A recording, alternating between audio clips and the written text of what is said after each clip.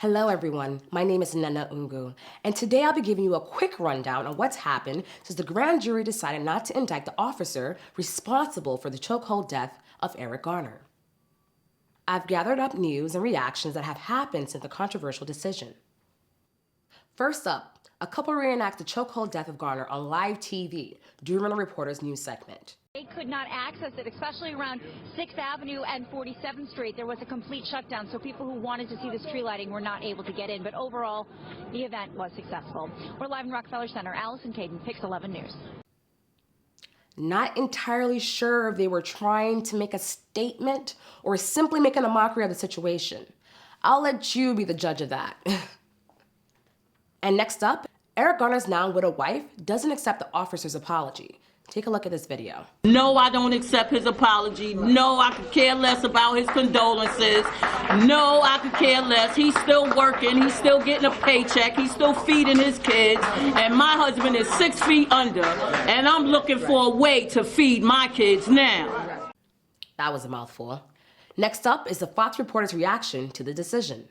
And once again, Arthur, I just want to point out that there have been these protests in Times Square right outside of our building here for the last week or so since the non-indictment came down in the Ferguson situation. So, I mean, I certainly hope nothing's going to happen here in New York City today, and we've got the tree lighting ceremony. Okay, so two things. First.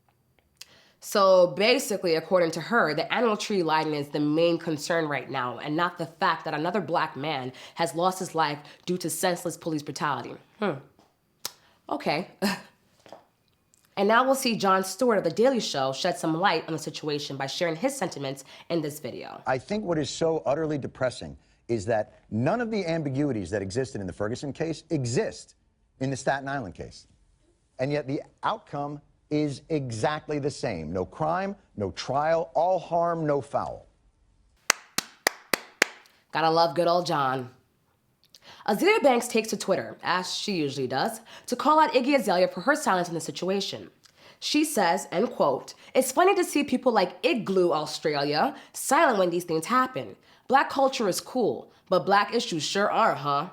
Well, Iggy wasn't having none of that, so she took to Twitter to respond. There's more to sparking a change than trolling on social media. World issues shouldn't be used as a poor excuse to promote fan battles. She also goes on to say, make sure you do something to let your government know how you feel when something is unjust, not just your followers on Twitter. Ooh. Shade? But no shade? But low-key shade? But nah, that was actually like all high-key. Alrighty then, so let's take a look at what's going on the rest of the Twitterverse since we're already there. Since the decision has been made, there are now 2 trending hashtags on Twitter. They are Criming While White, where white people recount on how they got away with crime simply because of the color of their skin. And the second hashtag, in direct opposition to that one, is Alive While Black, where blacks do pretty much the opposite and recount when they were profiled, harassed, or assaulted by cops for being black. Let's take a look at some of them. As Cecilia K says, at 13, I stole a car with my friends and drove it 2 weeks before we got busted. Only one charged was black. At Dwayne Duggar II says, in my teens, I went to exchange a shirt at Macy's with a receipt. 5 minutes later, was in handcuffs, accused of theft.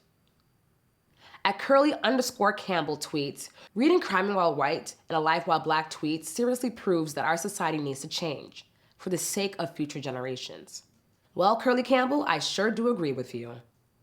Now that about sums up this quick rundown. Now I'd like to hear from you all. What's your take on the decision?